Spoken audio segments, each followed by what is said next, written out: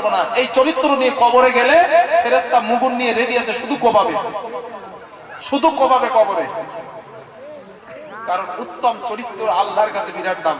এখন আপনারা একটা ঘটনা জানেন, মুসা নবী একজনকে মেরেছিল, মারার কারণে লোকটা মারা যায়, ঠিক না?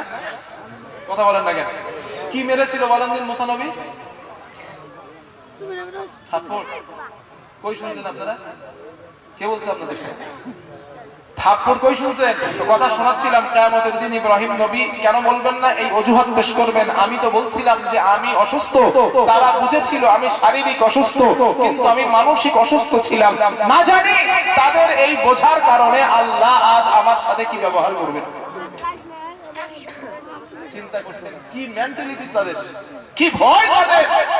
আমরা 24টা ঘন্টা অপরাধ অপরাধ অপরাধ অন্যায়ের সাথে যুক্ত, কোনদিন জাহান্নামের ভয়ে চোখে পানি পড়ে না। এরপরে দাবি করি জান্নাতে যাব, মরবো জান্নাতে যাব, ফেরেশতারা বলবে আয় রেডি আছি। ইব্রাহিম নবী স্ত্রীরে কি শেখাইছিলেন? তুমি আমার ভাই বোন, এটারে বলা হয় তাওলিয়া, হবে না? যেমন হাদিসে এসেছে মুহাম্মদ সাল্লাল্লাহু আলাইহি ওয়াসাল্লাম আর নবীজির বন্ধু, বন্ধু কে ছিলেন নবীজির?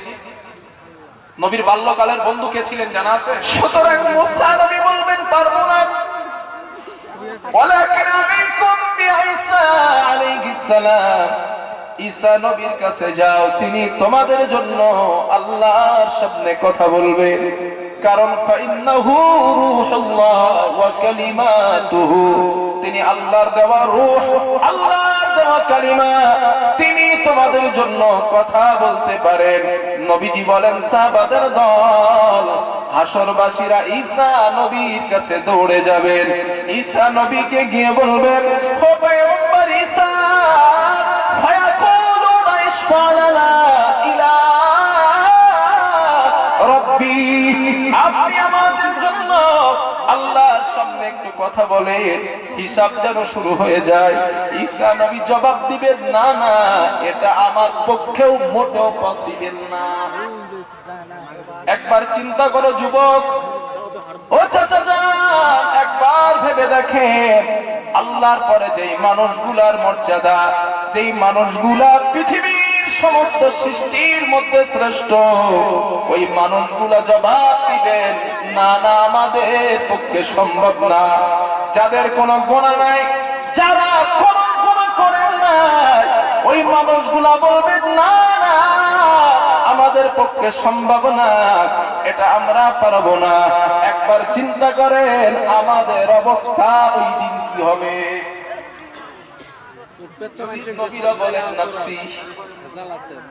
এখন আপনাদের মনে একটা প্রশ্ন আসবে, হুজুর নবীরা কথা বলতে পারবেন না, কারণ কি? কারণটা মুফাসসিররা তাফসীরের মধ্যে লিখে দিয়েছেন। কেন বলতে পারবেন না? তাফসীরের কিতাবে পাওয়া যায় আদম নবী অজুহাত পেশ করবেন, আমি আদম পারবো না। কেন পারবেন না?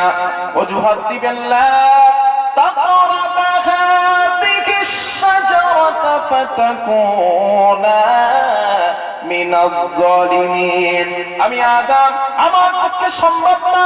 কারণ রব্বুল আলামিন আমাকে বলেছিলেন আদম ওই গাছের নিকটে যাবা না। আমি আল্লাহর হুকুম অমান্য করেছিলাম, আমি জানি না আজ আল্লাহ ওই ব্যাপারে আমার কাছে কি জিজ্ঞাসা করবেন।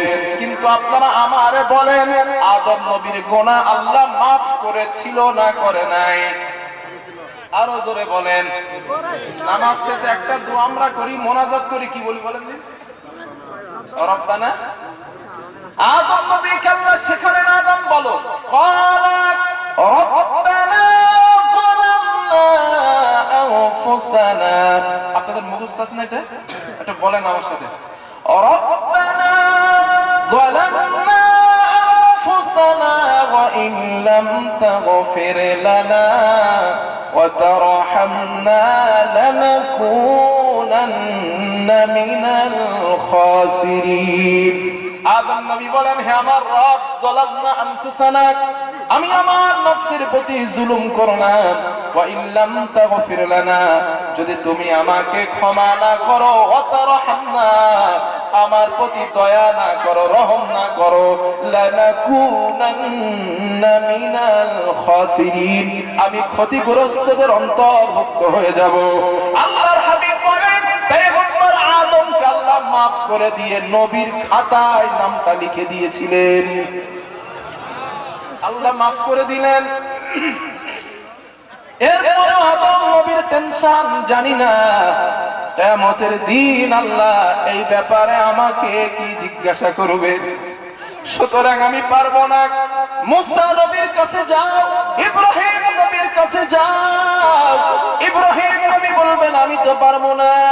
তাফসীরের কিতাবে লেখা হয়েছে ইব্রাহিম নবী ছোট্ট মানুষ, পাড়ার যুবকেরা আসলো, ও ইব্রাহিম চলো না বাজারে যাই, ঠাকুর দেখতে যাই, মেলায় যাই। ইব্রাহিম নবী আসমানের দিকে তাকালেন, ফানাযারা নাযারাতাও ফিন নুজুম ফাকালা ইন্নী সাকিম। ইব্রাহিম নবী আসমানে তাকালেন আর বললেন ইন্নী সাকিম, আমি ইব্রাহিম অসুস্থ, যাব না। আপনারা আমারে বলেন উনি কি অসুস্থ ছিলেন? তাহলে কি মিথ্যা বলছেন? অসুস্থ ছিলেন না তো মিথ্যা বলছেন নাকি? না না, মিথ্যা বলেন নাই। এটাকে বলা হয় তাওলিয়া। এটা বেশি আপনাদের শেখানো যাবে না, শেখাইলে আবার বিপদ। নাউজুব, বিপদ আছে। কারণ আপনারা যে দোকান পাশারি করেন, ব্যবসা বাণিজ্য করেন, তাওলিয়া শেখাইলে মুসিবত। ইব্রাহিম নবী বললেন ইন্নী সাকিম, আমি অসুস্থ, যাব না। কিন্তু উনি শারীরিক ভাবে অসুস্থ ছিলেন না, আবার মিথ্যাও বলেন না। এটা ঘটনা কি? হ্যাঁ, ভেরি গুড। মানসিক ভাবে অসুস্থ ছিলেন। কেন মানসিক?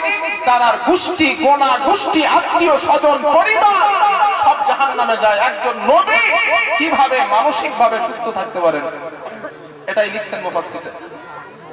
আরেকটা एग्जांपल দেন। আপনারা আমাকে একটু বলেন ইব্রাহিম নবীর স্ত্রী ছিল কয়টা? ইব্রাহিম নবীর স্ত্রী ছিল কয়টা? জোরে বলেন। হ্যাঁ, দুইটা। একটু জোরে বলেন। না, দুইটা। নাম কি কি? হাসিয়া আর হাজরা। ফের আমাদের বিবির ইব্রাহিম নবীর বউ বানাই দিয়েছেন। আম্মাজান সারা এবং হাজারা। সায়রা নাম হলো আম্মাজান সারা। ইব্রাহিম নবীর প্রথম স্ত্রীর নাম কি ছিল জানেন? হ্যাঁ হ্যাঁ, আম্মাজান সারা। হাদিসের মধ্যে এসেছে পৃথিবীতে 4 জন নারী সবথেকে সুন্দরী ছিলেন, তার মধ্যে একজন ইব্রাহিম নবীর প্রথম স্ত্রী আম্মাজান সারা আলাইহিস সালাম। 4 জনের মধ্যে একজন। একটা মজার কথা, তো ইব্রাহিম নবীর জামানায় একজন বাদশা ছিল, খুব দুশ্চরিত্র। ওই বাদশার কাজ ছিল সুন্দরী নারীদেরকে পেলে ধরে নিয়ে এসে শারীরিক নির্যাতন করত। এখন আল্লাহর কি শান, ইব্রাহিম আলাইহিস সালাম তার স্ত্রী সারাকে নিয়ে ওই রাস্তা দিয়ে যাচ্ছেন, ওই রাজদরবারের পাশ দিয়ে। খবর চলে গেছে ওই বাদশার কাছে ইব্রাহিম নামীয় একটা ছেলে আছে, তার সঙ্গে সুন্দরী একটা নারী আছে। বাদশা বলে আগে ধরে আনো।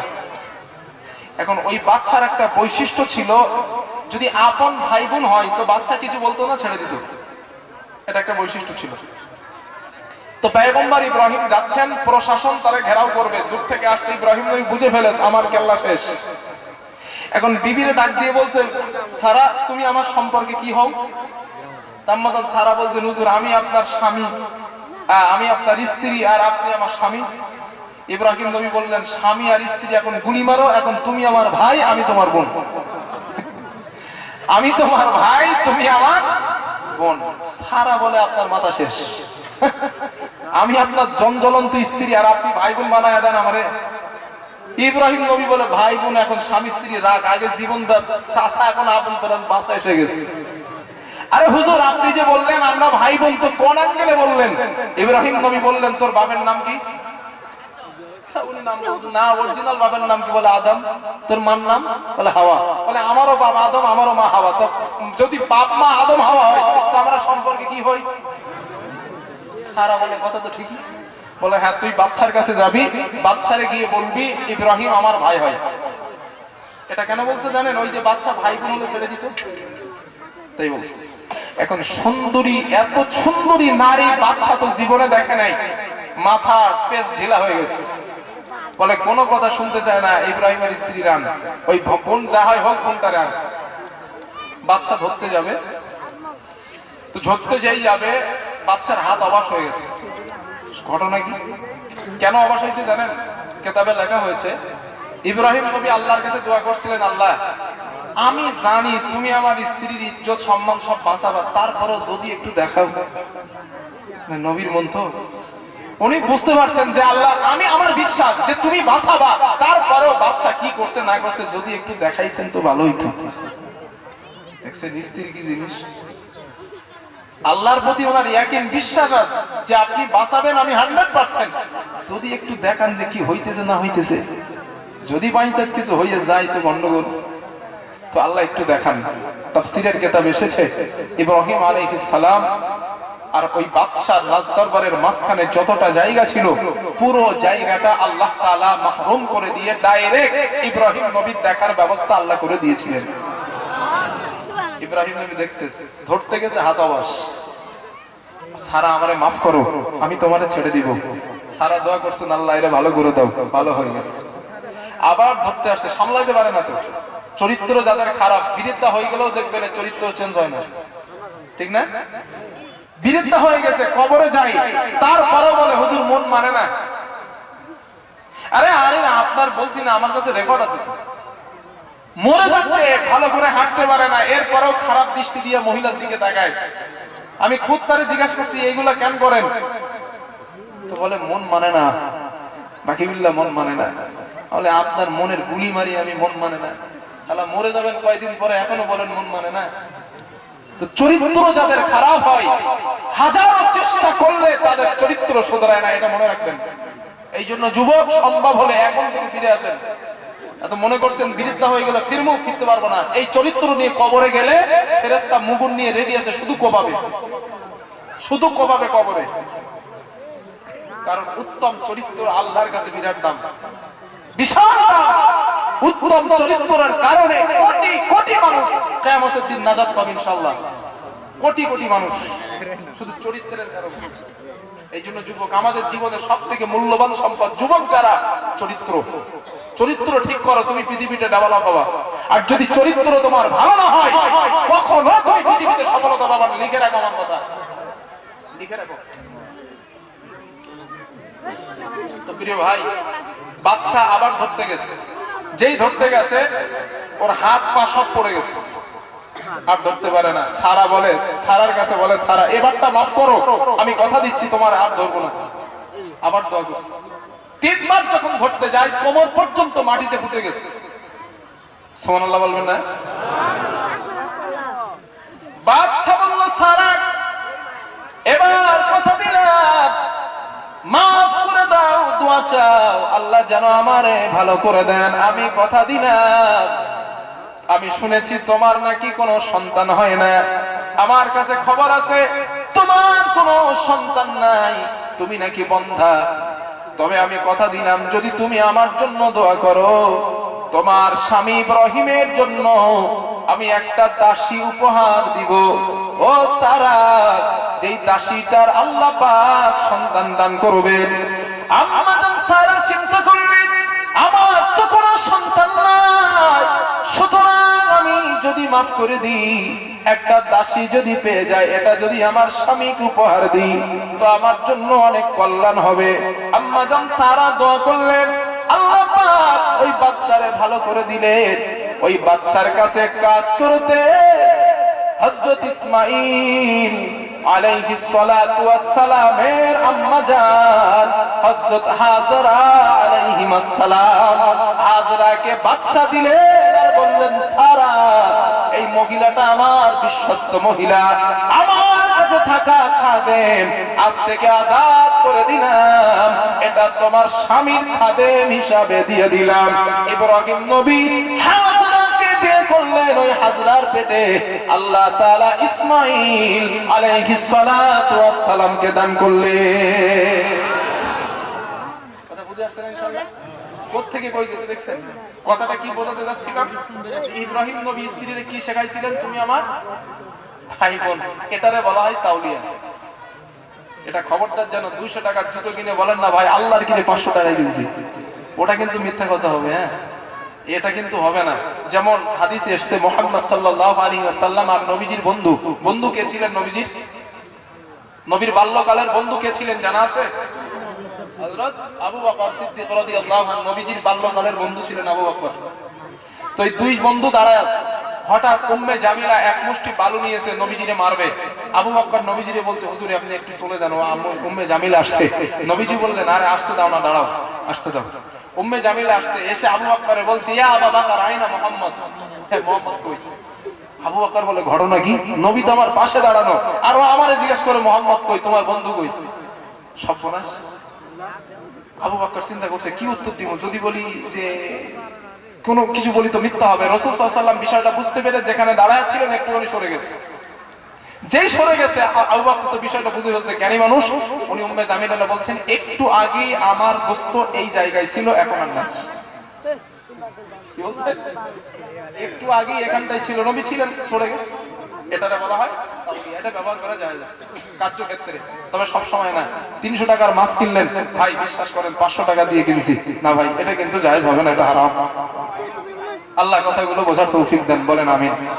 তো কথা শোনাচ্ছিলাম কিয়ামতের দিন ইব্রাহিম নবী কেন বলবেন না এই অজুহাত পেশ করবেন? আমি তো বলছিলাম যে আমি অসুস্থ, তারা বুঝেছিল আমি শারীরিক অসুস্থ, কিন্তু আমি মানসিক অসুস্থ ছিলাম। না জানি তাদের এই বোঝার কারণে আল্লাহ আজ আমার সাথে কি ব্যবহার করবেন। চিন্তা করছেন কি মেন্টালিটি তাদের, কি ভয় তাদের।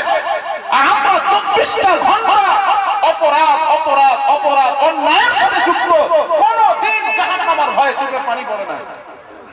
এরপরে দাবি করি জান্নাতে যাব, মরবো জান্নাতে যাব, ফেরেশতারা বলবে আয় রেডি আছি।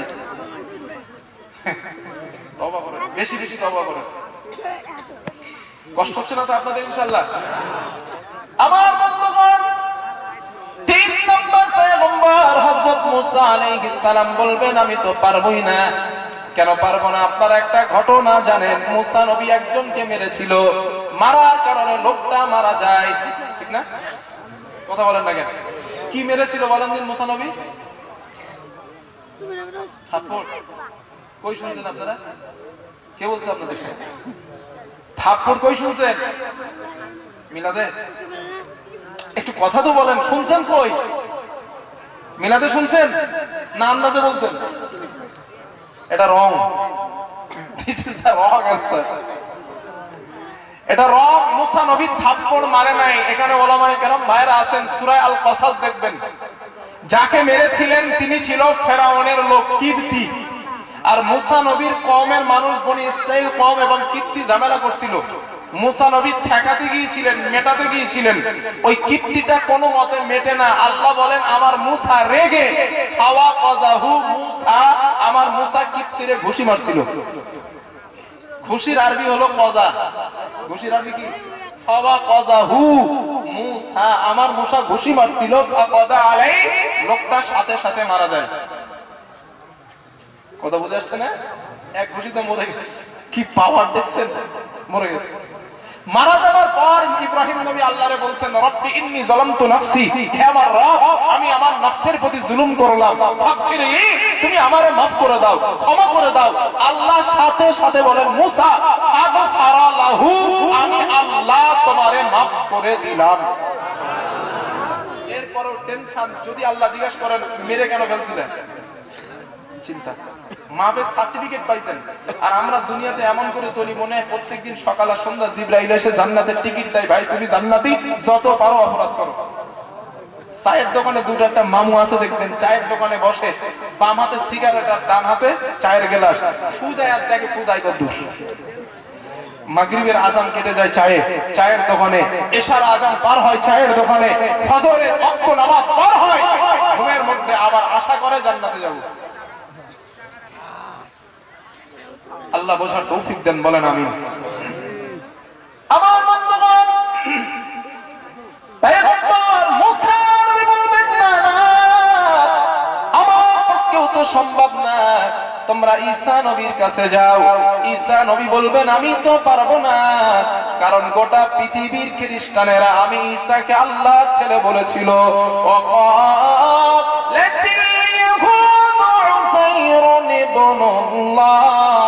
وقالت قالت النصارى المسيح ابن الله तमाम दुनिया খ্রিস্টানেরা আমি ঈসাকে আল্লাহর ছেলে বলেছিল আমি তো তাদেরকে বলতে বলি নাই আমি তাদের বলেছিলাম ইন্নী আবদুল্লাহি আতানিয়াল কিতাবা ওয়া জাআলানি নবিয়্যা তোমরা আমাকে আল্লাহর ছেলে বলো না ইন্নী আবদুল্লাহ আমি ঈসা আল্লাহর বান্দা বা গোলাম আতানিয়াল কিতাব আমার কাছে কিতাব দেওয়া হয়েছে ওয়া জাআলানি নবিয়্যা আমাকে রিসালাত দেওয়া হয়েছে নবুয়ত দেওয়া হয়েছে তোমরা আমাকে আল্লাহর ছেলে বলো না ঈসা নবীজি বলেন এরপরেও কিয়ামতের দিন খ্রিস্টানের একটা দল ঈসা নবীকে আসামির কাঠগড়ায় দাঁড় করাবেন আল্লাহ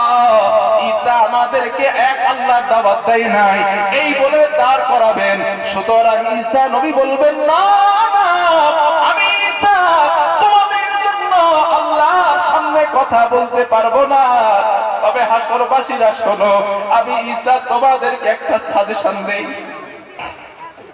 আমি তোমাদের একটা সাজেশন দেই আজ আল্লাহর সামনে কেবলমাত্র একমাত্র শুধুমাত্র যিনি কথা বলতে পারেন তিনি আর কেউ নন ওয়ালাকিন আলাইকুম বিমুহাম্মাদিন সাল্লাল্লাহু আলাইহি ওয়াসাল্লাম আখিরি জামানার পয়গম্বর নবী মুহাম্মদুর রাসূলুল্লাহ সাল্লাল্লাহু আলাইহি ওয়াসাল্লাম তোমরা তার কাছে যাও তিনি তোমাদের জন্য আল্লাহর সামনে কথা বলবেন আল্লাহর রাসূল বলেন সাবারা ফায়াতুনি ফায়াকুল হাসরবাসীরা আমি নবী আমার কাছে আসবে আমি নবী তাদের ফিরিয়ে দেব না আমি রাসূল তাদেরকে ফিরিয়ে দিব না আমি নবী তাদেরকে বলবো আনা লাহা হ্যাঁ আমি নবী এই কাজেরই যোগ্য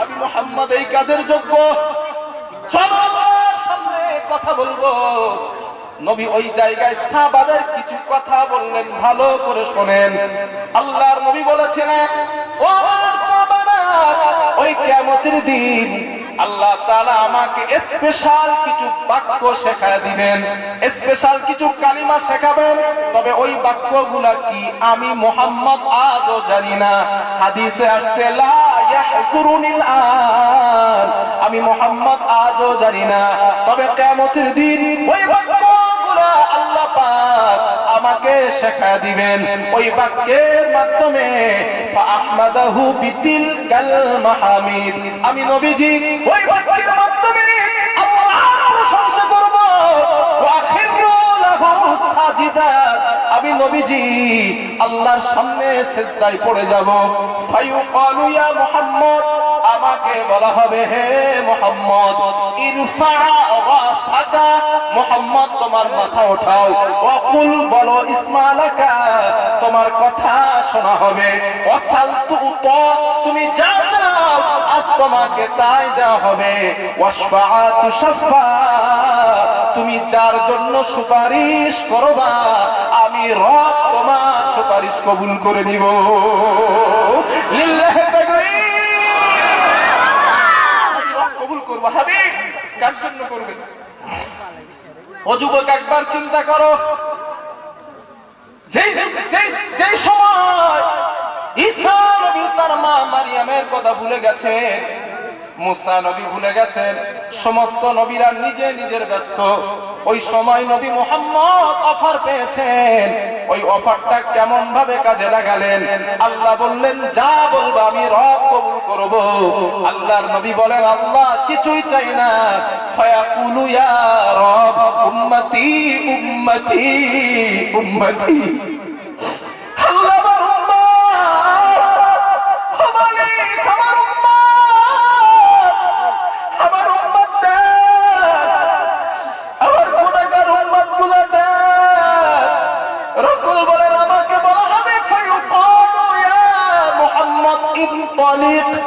হাবিব আপনি এগিয়ে যান فأخرج منها ما كان في قلبه مثقال হাববাতিন আও শাইরাতিন মিন ঈমান, আপনার যে উম্মতের মধ্যে ভালো দানা পরিমাণ ঈমান বিদ্যমান রয়েছে, আপনি ওই উম্মতকে সুপারিশ করে আমি আল্লাহর জান্নাতে নিয়ে যাই।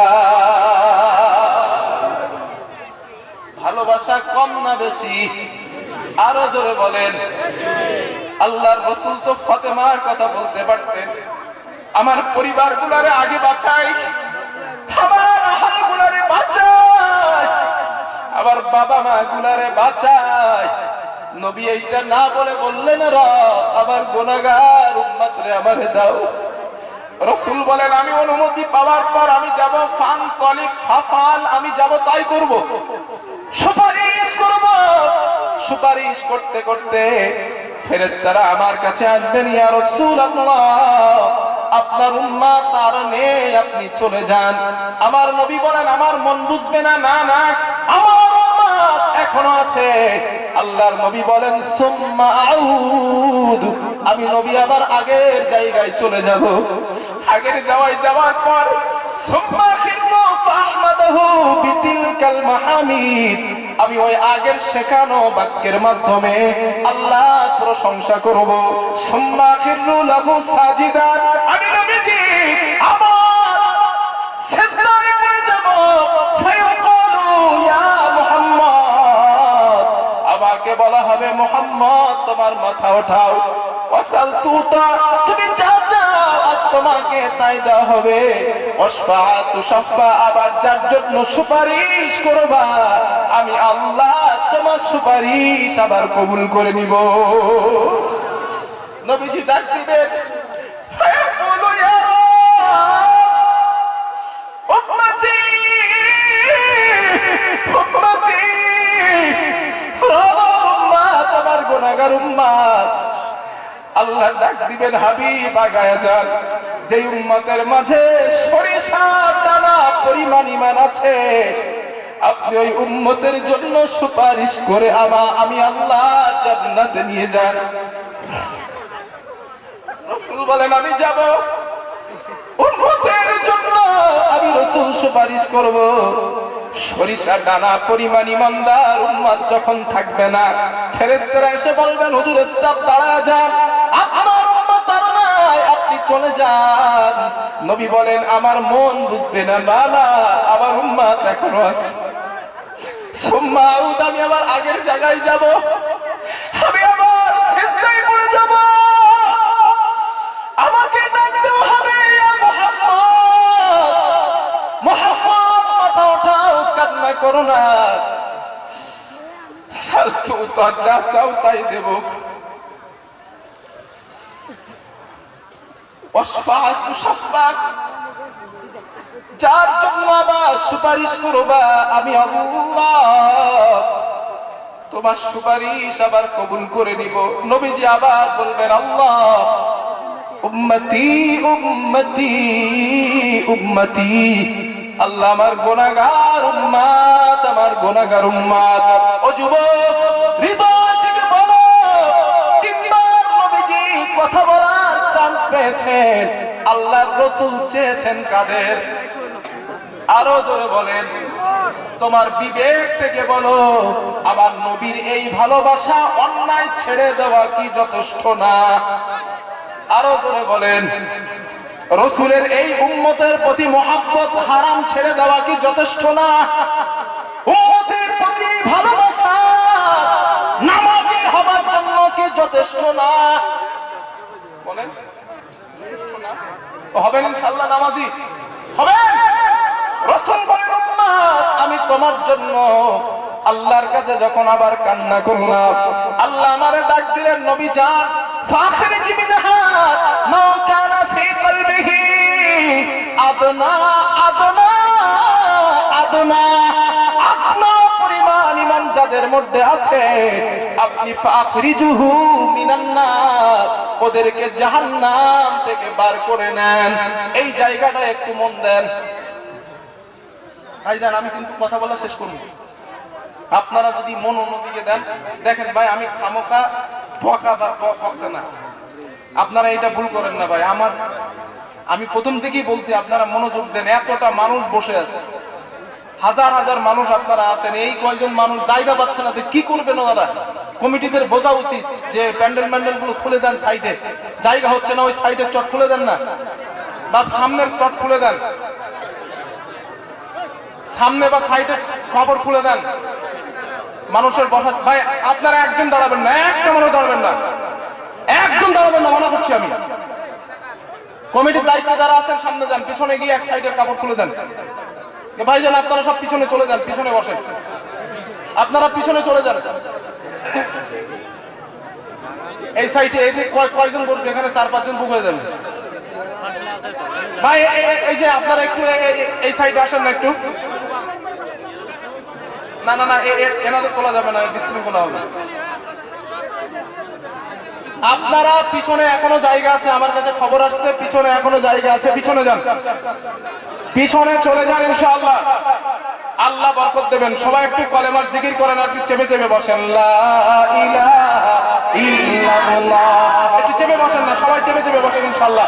একটু জায়গা করে দেন, আল্লাহ আমাদের জান্নাতে জায়গা করে দেবেন ইনশাআল্লাহ।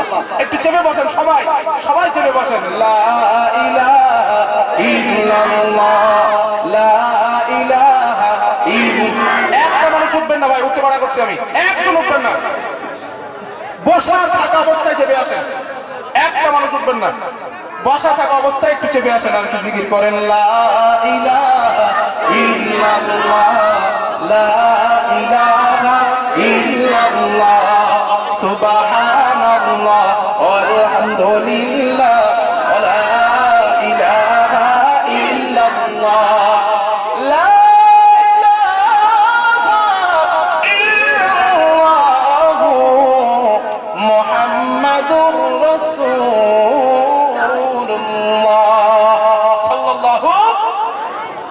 বসে পড়েন। এবার সবাই বসে পড়েন, আরাম করে রাসূলের কথাগুলো আমরা শুনি, একদম আরাম করে কথাগুলো শুনতে থাকি ইনশাআল্লাহ। আমার বন্ধুগণ, মুহাম্মদুর রাসূলুল্লাহ সাল্লাল্লাহু আলাইহি ওয়াসাল্লাম বলেন, আল্লাহ তাআলা আমাকে বলবেন, নবী যাদের মধ্যে আপনার পরিমাণ ঈমান আছে ওদেরকে জাহান্নাম থেকে বার করে নেন। এই হাদিসের শব্দের দিকে একটু নজর দেন। আল্লাহ তাআলা বলেন, নবীজি বলেন, সরিষা দানা পরিমাণ ঈমান এবং বালু দানা পরিমাণ ঈমান যাদের অন্তরে বিদ্যমান, ওরা টোটালি জাহান্নামে যাবে না। সুবহানাল্লাহ বলেন।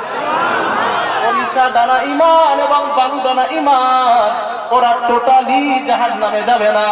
জাহান্নামে তারা চলে গেছে যাদের অন্তরে আদনা পরিমাণ ঈমান। আদনা কারে বলা হয়? আপনাদের এলাকায় অনেক টিনের চালের বাড়ি আছে, তাই না? আপনারা জানেন ঠান্ডার সময় অনেক দিন টিন গুলা হয়ে যাবার পর, পুরাতন হয়ে যাবার পর ছোট্ট ছোট্ট ছিদ্র হয়ে যায়, তাই না? সকালবেলা পূর্ব দিক থেকে যখন সূর্য ওঠে, ওই সূর্যের কিরণ টিনের চালে পড়লে ওই ছিদ্র দিয়ে ফোকাস ঘরের মধ্যে পড়ে, ঠিক না? ওইখান থেকে দেখবেন ওই ফোকাসের মধ্যে কুচি কুচি ধুলা বালুগুলো দেখা যায়, খালি চোখে, তাই না? এই যে ধুলা বালু দেখেন, ওইটারে আরবিতে বলে আদনা। ওটাতে কি বলে? রাসূলুল্লাহ সাল্লাল্লাহু আলাইহি ওয়াসাল্লাম বলে, ওই আদনা পরিমাণ ঈমান যাদের মধ্যে আছে, আল্লাহ ওদের ব্যাপারেও বলবেন, নবী আমার, ফাখিরিজুহু মিনান নার, ওই উম্মতগুলোরেও জাহান্নাম থেকে বার করে নেয়।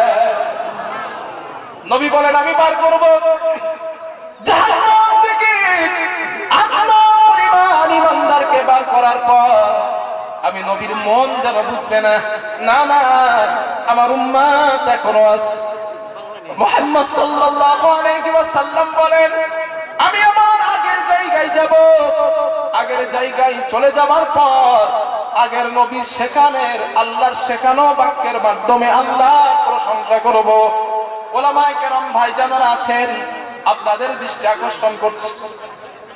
আমি প্রথমে বলেছিলাম হাদিসের রাবি আনাস ইবনে মালিক, এই তিনবার নবীজি আল্লাহর কাছে যাবেন, এই তিনবার পর্যন্ত বর্ণনাকারী সাহাবা বলেন আনাস ইবনে মালিক। চতুর্থবার নবী যে আল্লাহর কাছে গিয়েছেন, এই বর্ণনাকারী তাবিঈ হযরত হাসান বসরি। পুরো হাদিসটাই বুখারীতে পাবেন। কথা বুঝে আসছে না? তৃতীয় অংশটার বর্ণনাকারী তাবিঈ হযরত হাসান বসরি রাহমাতুল্লাহ আলাইহি। আর প্রথম তিনবার যে নবী যে আল্লাহর কাছে গেছেন, এর বর্ণনাকারী সাহাবার নাম কি? জোরে বলেন, জোরে বলেন। আনাস ইবনে মালিক। উনি তিনবার বর্ণনাকারী। এই আনাসের কাছে যেই মানুষগুলা হাদিস বর্ণনা শুনছিলেন, ওই মানুষগুলার মধ্য থেকে একজন বললেন, আমি না জানি এই হাদিসটা হাসান বসরিও জানেন, তো চলো হাসান বসরির কাছে যাই। তো হাসান বসরির কাছে গেলেন, গিয়ে বললেন, হুজুর আমরা আপনারই ভাই হযরত আনাসের কাছ থেকে আপনার কাছে আসছি। জিজ্ঞাসা করলেন, কেন আসছো? হুজুর হযরত আনাস শাফাআতের ব্যাপারে এমন একটা হাদিস শুনিয়েছেন, যেই হাদিসটা এর আগে আর কারো কাছে শুনি নাই। হযরত হাসান বসরি হাসেন আর বলেন, ফাকালা হি, আচ্ছা তাই নাকি? হ্যাঁ, ফাহাদাসনাহু বিল হাদিস, হাদিসটা বলো তো আমরা দেখি, বলো দেখি। তো ওনারা এই তিনবারের কথা বললেন। হাসান বসরি আরো বলো, আরো বলো। ওনারা বলছেন, হুজুর আল্লাহর শপথ, এর অধিক হাদিস আর আনাস ইবনে মালিক আমাদেরকে বলে নাই। হাসান বসরি বলে, আচ্ছা আমি বুঝতে পারছি। আমার এখন ধারণা হচ্ছে, সন্দেহ হচ্ছে দুইটা। নাম্বার এক, হযরত আনাস বয়স হওয়ার কারণে বাকি অংশটা ভুলে গেছেন, না তোমাদেরকে বলেননি এই অংশটা শুনলে তোমরা অলস হয়ে পড়বে। কথাটা কি বুঝে আসছে? এটাই হাদিসে আছে। হযরত হাসান বসরি বললেন, আমি শিওর না, আমি 100% সিওরিটি দিতে পারছি না যে হযরত আনাস বয়সের কারণে হাদিসের পরের অংশটা ভুলে গেছেন, না তোমাদেরকে বলেননি তোমরা অলস হয়ে পড়বে। এখন এই কথা যখন বলছে, ওই সঙ্গে যারা ছিল হাদিস শুনতে আসছে, ওরা তো পাগল হয়ে গেছে। হুজুর শিগগিরই বলেন, শিগগিরই বলেন, ওই নাকি তিনটা যদি এমন হয় তাহলে লাস্টেরটা কি আছে? হযরত হাসান বসরি বলেন, মিয়া আমি তো বলার জন্যই বলছি। হুজুর বলেন। এবার হাসান বসরি বর্ণনা করেন, মুহাম্মদ রাসূলুল্লাহ সাল্লাল্লাহু আলাইহি ওয়াসাল্লাম আল্লাহর কাছে চতুর্থবার আবার যাবেন, এই কথাটা আমি নিজে আনাসের কাছ থেকে শুনছি। কথাটা কে বলছে? হাসান বসরি। আনাসের বয়স তখন যুবক, যুবক মানুষ আনাস আমাদের কাছে বর্ণনা করেছিলেন, আল্লাহর রাসূল চতুর্থবার আবার আল্লাহর কাছে যাবেন। ওই আগের শেখানো বাক্যের মাধ্যমে আল্লাহ প্রশংসা করবে। নবীজি বলেন, আমি প্রশংসা করার পর ফায়ুকালু ইয়া মুহাম্মদ, আমাকে বলা হবে, হে মুহাম্মদ, ইরফা রাসাকা, মুহাম্মদ তোমার মাথা ওঠাও, ওয়াকুল, বলো, ইসমা লাকা, তোমার কথা আবার শোনা হবে, ওয়াসাল তুতা, তুমি যা চাও আজ তোমাকে তাই দেওয়া হবে, ওয়াশফা তুশফা, তুমি যার জন্য সুপারিশ করবা আমি আল্লাহ তোমার সুপারিশ আবার কবুল করে নিব। নবীজি ডাক দিবেন, ফায়াকুলু ইয়া রাব, উম্মতি উম্মতি উম্মতি, রাব উম্মাত মান ক্বালা লা ইলাহা ইল্লাল্লাহ, যারা মৃত্যুর আগে একবার হলেও বিশ্বাসের সঙ্গে বলেছিল লা ইলাহা ইল্লাল্লাহ, ওই উম্মাত গুলারেও জাহান্নাম থেকে বার করে দেয়। হাদিসের শেষে এসেছে, আল্লাহ পাক আমার নবীকে বলবেন, বিইজ্জাতিকা ওয়া জালালি ওয়া কিবরিয়াই ওয়া আযীমাতি, ও নবী আমি রবের ইজ্জতের কসম, শ্রেষ্ঠত্বের কসম, বড়ত্বের কসম, মহত্বের কসম, মহানত্বের কসম, যেই মানুষটা, যেই বান্দাটা ইয়াকিনের সঙ্গে, বিশ্বাসের সঙ্গে একবার বলেছিল লা ইলাহা ইল্লাল্লাহ, এতটুকু ঈমানের কারণে আমি আল্লাহ ওকেও জাহান্নাম থেকে বার করে দিলাম। তাহলে আর মসজিদে যাওয়ার দরকার নাই, সুযোগ পেয়ে গেছে, হুজুর হাদিস তো পেয়ে গেছে। এই যে কতদিন পরে বার করবে, এটা কিন্তু নবী বলে না। কথা বুঝছেন? কতদিন পরে বার করবেন এটা কিন্তু বলে না। আর এটা মাথায় ভালো করে রাখেন, দুনিয়ার আগুনের সর্বোচ্চ শাস্তি হলো মৃত্যু, ঠিক না? সর্বোচ্চ শাস্তি হলো মৃত্যু, এর পরে আর কোনো সাজা নাই। কিন্তু কিন্তু জাহান্নামের অবস্থা তো এমন হবে না, লা ইয়ামুতু ফিহা ওয়ালা ইয়াহইয়া, মরবেন না বাঁচবেন না। ফালইয়াউমা নুনাজ্জিকা বিবাদানি সরি কুল্লামা নাদিজাত জুলুদুহুম বাদদালনাহুম জুলুদান গায়রাহা লিয়াযুকুল। আল্লাহ বলেন চামড়া পড়াইয়া দিব, আবার নতুন বানাবো, আবার পড়াবো, আবার নতুন বানাবো, আবার পড়াবো, আবার নতুন বানাবো, লিয়াযুকুল আযাব, যেন শাস্তির তীব্রতা অনুভব করতে পারে। এখন কতদিন পরে আল্লাহ বার করবেন ওই সমস্ত বান্দাদের, এটা তো আল্লাহ বলে নাই, রাসূল বলে নাই। সুতরাং যদি 1000 কোটি বছর থাকছে তখন কি করবে? সুতরাং বুদ্ধিমান তারা জাহান্নাম থেকে দূরে থাকবে যারা, ঠিক না, ইবাদত করে তাকওয়া অবলম্বন করে জাহান্নাম থেকে যারা দূরে থাকবে তারাই প্রকৃত বুদ্ধিমান। মানে নামাজি হব ইনশাআল্লাহ, ইনশাআল্লাহ। আল্লাহ তৌফিক। একটা মজার তথ্য দেই যুবক ভাই, ওলামায়ে কেরাম ভাই, আপনাদের একটু দৃষ্টি আকর্ষণ করছে জায়গায়। কোরআনে দুইটা শব্দ আছে, জাহান্নামীদেরকে যখন জাহান্নামার দিকে নিয়ে যাওয়া হবে, জাহান্নামার কিনারায় যখন নিয়ে যাওয়া হবে, জাহান্নাম যাওয়ার 70,000 বছর আগের পথ। আবার বলছি 70,000 বছর আগের রাস্তা। এর আগে জাহান্নাম এখান থেকে 70,000 বছর পরে আছে, রাস্তার পরে।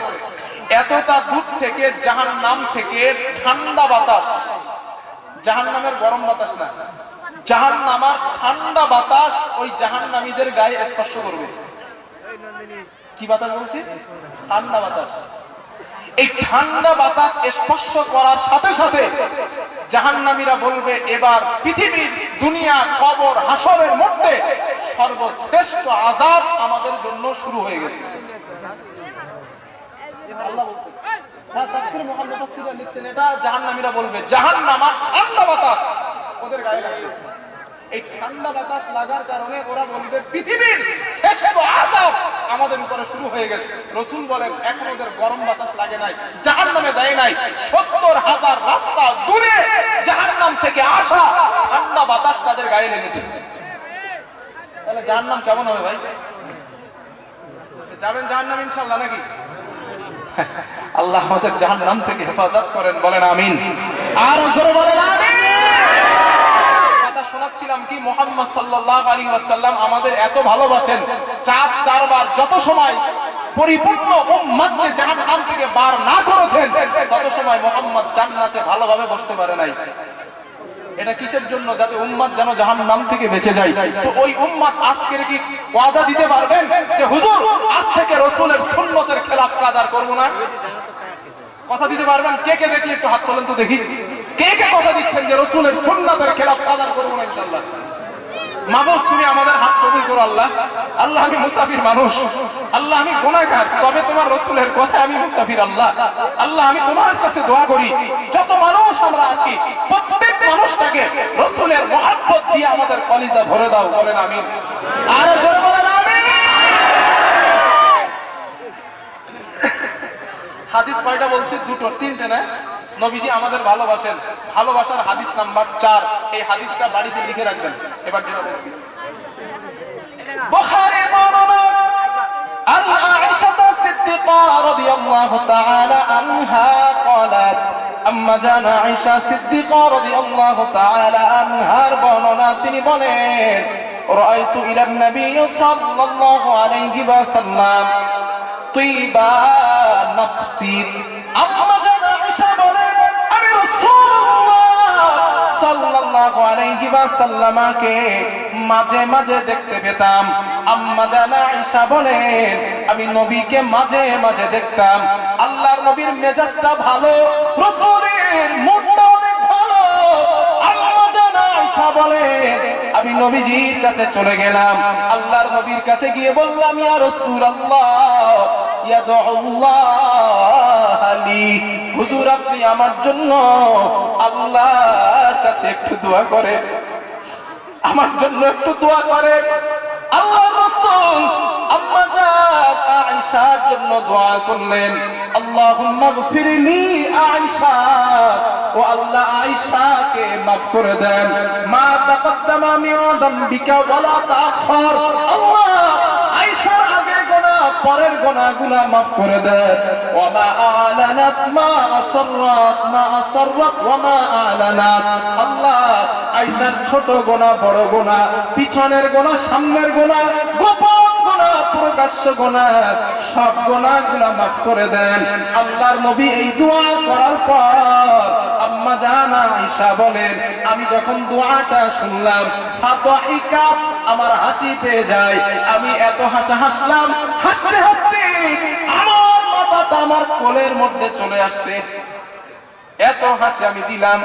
আল্লাহর নবী বলেন, ও আয়েশা আয়াসরুকি তুই, ও আমার বিবি আয়েশা, আমি নবী যখন তোমার জন্য দোয়া করি তোমার কি বড্ড আনন্দ লাগে, তোমার কি বড্ড খুশি লাগে?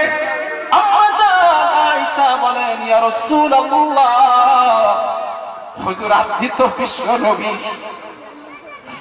আপনি তো বিশ্ব নবী, আপনি যার জন্য আল্লাহর কাছে দোয়া করবেন তারই তো খুশি লাগবে, আনন্দ লাগবে। আল্লাহর রাসূল এবার যে জবাবটা দিয়েছিলেন আয়েশাকে, ও যুবক জীবনে যেন ভুলে যেও না। আল্লাহর নবী জবাব দিলেন, আয়েশা আমি মুহাম্মদ তোমার জন্য একটা বার দোয়া করলাম, তুমি হাসতে হাসতে আনন্দে আত্মহারা হয়ে তোমার মুখটা কোলের মধ্যে নিয়ে নিয়েছো। ও আয়েশা আমি মুহাম্মদ আমার গুনাহগার উম্মতের জন্য ইন্নাহা লা দুআই লি উম্মতি ফি কুল্লি সালাহ, আমি নবীজি যতবার নামাজ পড়ি আর আল্লাহর কাছে যতবার দোয়া করি, তোমার জন্য যে দোয়াটা করলাম ওই সেম দোয়া, একই দোয়া আমি নবী আমার গুনাহগার উম্মতের জন্য করি। আয়েশা আমি রাসূল যতবার নামাজ পড়ি আর যতবার দোয়া করি ততবার আমি আমার আল্লাহকে বলি, আল্লাহ আমার উম্মতের আগের গুনাহ মাফ করে দাও, আমার উম্মতের গোপন গুনাহটাও মাফ করে দাও, প্রকাশ্য গুনাহটা মাফ করে দাও, আমার উম্মতের ছোট গুনাহ মাফ করে দাও, বড় গুনাহগুলো মাফ করে দাও। আমি আয়েশা তোমার জন্য একবার দুইবার করলাম, আর এই একই দোয়া আমি নবীজি আমার উম্মতের জন্য যতবার নামাজ পড়ি আর দোয়া করি প্রত্যেকবার এই দোয়া করি। আম্মা জান আয়েশা বলেন, আমি মুহাম্মদুর রাসূলুল্লাহ সাল্লাল্লাহু আলাইহি ওয়াসাল্লামকে তাহাজ্জুদের সময় দেখেছি মাঝে মাঝে। যেদিন নবীজি আমার ঘরে থাকার পালা ছিল, আমার হুজরায়, নবীজি রাতের বেলা আমার বললেন, আয়েশা আজ রাতটুকু আল্লাহর জন্য আমার জন্য একটু ছেড়ে দাও। আম্মা জান আয়েশা বলেন, হুজুর আপনি যেটাই খুশি আমি আয়েশাও সেটাই খুশি। আম্মা জান আয়েশা বলেন, আমি ঘুমায় গেছি, হঠাৎ আমার কানের মধ্যে ভাতের হাড়ি, ভাত হলে যেমন ফ্যান গুলো উতলায় একটা আওয়াজ বার হয়, আম্মা জান আয়েশা বলেন এমন কান্নার আওয়াজ আমি আয়েশা আমার কানের মধ্যে চলে আসছে। আমি উঠলাম, দেখলাম নবীজি সিজদায়। আমি রাসূলের সিজদার কানের কাছে, মুখের কাছে কানটা নিয়ে গেলাম। আল্লাহর রাসূল সিজদায় পড়ে কাঁদেন, উম্মত ইয়া আবলি উম্মতি, আল্লাহ আমার উম্মত, আল্লাহ আমার উম্মতকে মাফ করে দাও, আল্লাহ আমার উম্মতকে ক্ষমা করে দাও। আম্মা জান আয়েশা বলেন, দুনিয়ার মানুষ আমি আমার স্বামীকে সিজদায় পড়ে উম্মতের জন্য কাঁদতে দেখেছি।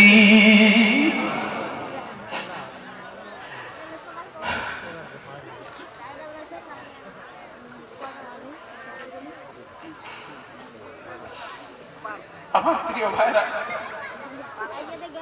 সেই মানুষটা এত মায়া করতে, আজকে সেই মানুষটা সুন্নতের প্রতি গলায় ছুরি লাগা, নামাজের কথা বললে আপনি চায়ের দোকানে সবাই নষ্ট করেন। উম্মত যেন জাহান্নাম থেকে বাঁচে, এই জন্য যত চেষ্টা করার তিনি করছেন।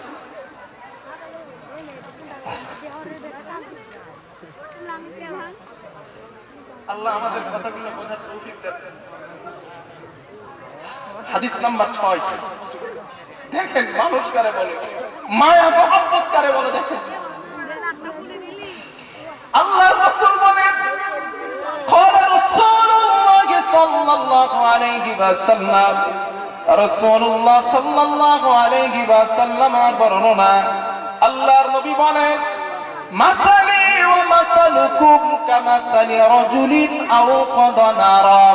আল্লাহর নবী বলেন, আমার উম্মতের দল, আমি নবী তোমাদের আর আমার মাঝে পার্থক্য কেমন তোমরা জানো?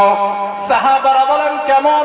আল্লাহর রাসূল বলেন, আমার সাহাবাদের দল, আমি মুহাম্মদ আর তোমাদের মাঝে, আমার উম্মতের মাঝে আর আমার মাঝে পার্থক্য হলো তেমন, দুনিয়ার কোন একজন মানুষ ফাঁকা কোন জায়গায় আগুন প্রজ্বলিত করলো, ওই আগুন জ্বালালো, ফাজাআলাল জানাদিব ওয়াল ফারাশু ইয়ালকাউনা ফিহা, ফড়িং আর পতঙ্গগুলা আগুনের মধ্যে একের পর এক ঝাঁপ দেয়, একের পর এক আগুনের মধ্যে ফড়িং আর পতঙ্গগুলা পড়ে যায়।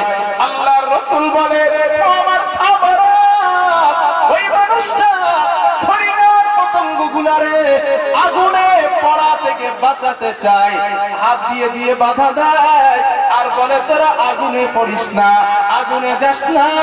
নবী বলেন, একা মানুষ কতজনে বাঁচাবে? একা মানুষ কতজন ফড়িং আর পতঙ্গগুলারে বাঁচাবে? নবী বলেন, অধিকাংশ ফড়িং আর পতঙ্গগুলা আগুনের মধ্যে পড়ে যায়। রাসূল বলেন, আমার উম্মত তোমাদের সঙ্গে আর আমার দৃষ্টান্ত ওই ব্যক্তিটার মতো, ওই ব্যক্তিটা আগুনে পড়া থেকে ফড়িং আর পতঙ্গগুলারে বাঁচাতে চায়, আর আমি নবী মুহাম্মদ ওয়ালা আখিযুন বিহুজাজিকুম আনিন নার, আমি মুহাম্মদ তোমাদের কোমর ধরে ধরে জাহান্নামের আগুন থেকে বাঁচাতে চাই। আমি কোমর ধরে রাখছি। হাদিসটা পড়ার পর আমি চিন্তা করেছিলাম, আমার রাসূল হাত ধরার কথা কেন বললেন না? আমি হাত ধরে ধরে তোমাদের জাহান্নাম থেকে বাঁচাতে চাই।